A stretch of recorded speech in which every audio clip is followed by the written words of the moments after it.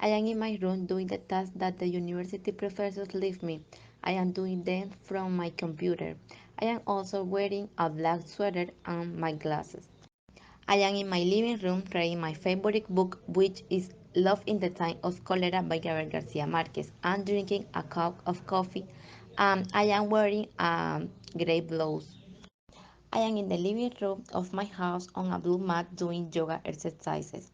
I am wearing a white top with black stripes, with ties, and a black lycra.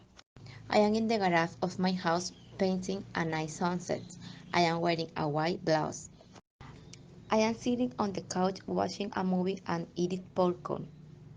I am wearing a blue blouse and gray sweatshirt. I in the kitchen cleaning out the drawers. I wearing a red t-shirt, blue jeans, and yellow gloves. I in the living room listening to music and enjoying myself. I am wearing a pink top and a gray lycra. I am in the office talking on the cell phones and sending emails. I am wearing a white long sleeve blouse and a blue jean skirt. I am in the bathroom of my room brushing my teeth. I am wearing a blue blouse with white stripes. I am in the kitchen chopping vegetables for the spaghetti sauce.